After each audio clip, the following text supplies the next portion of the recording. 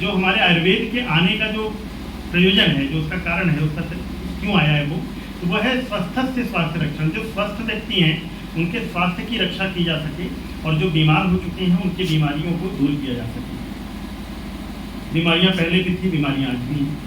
पहले क्या हुआ करता था कि जब हमारे घर में कोई बीमार होता था या हम बीमार होते थे तो हमारे घर की जो घरेलू नुस्खे हुआ करते थे हम उसका उपयोग करते थे। अगर किसी के पेट में कोई दिक्कत हुई, हमने हींग ले ली, या माताएं उन्होंने कहा अजवाइन दे दीजिए, सर्दी लग गई अजवाइन दे दीजिए।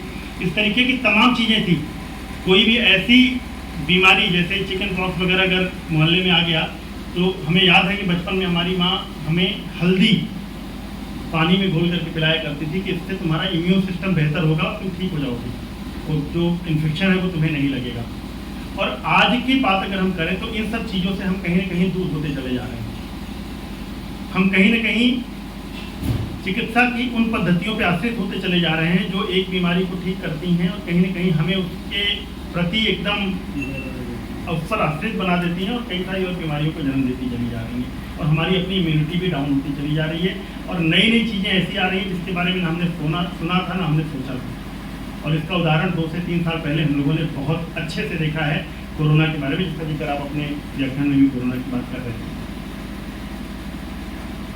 कारण क्या है, क्यों हम बीमार हो रहे हैं, हमारी इम्यूनिटी क्यों घट रही है, समस्या कहाँ है? समस्या हमारी दिनचर्या की है। सबसे पहली प्रॉब्लम क्या है, हमारी दिनचर्या और हमारा तनावपूर्ण जीवन।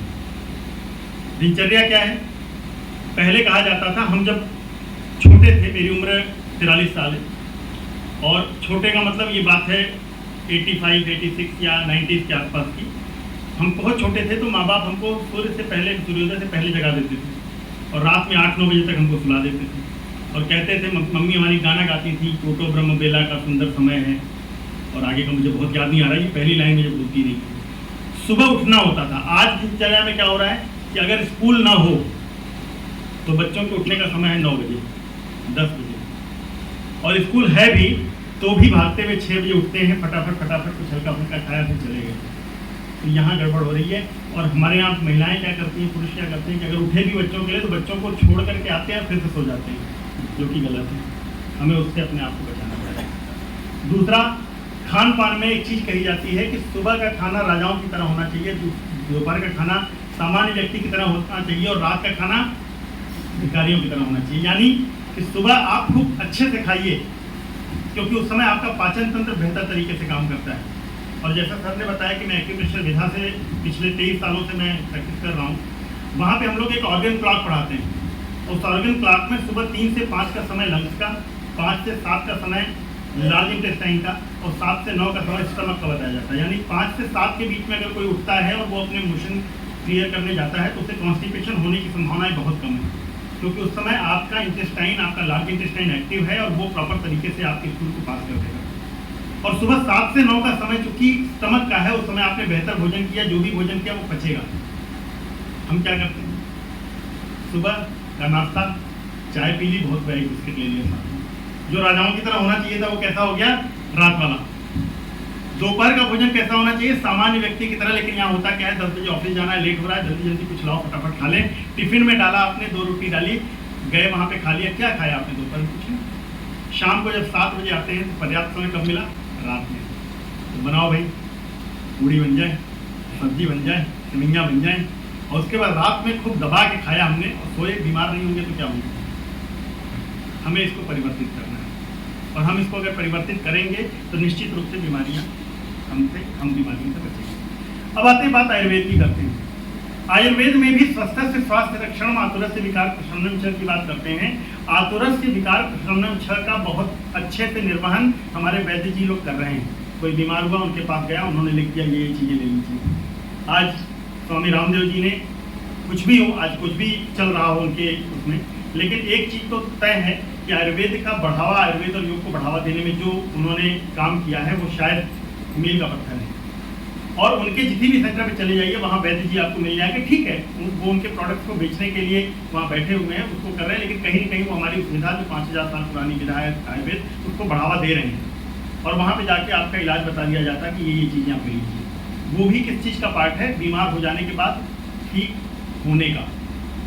बीमार न हो इसके लिए क्या करें।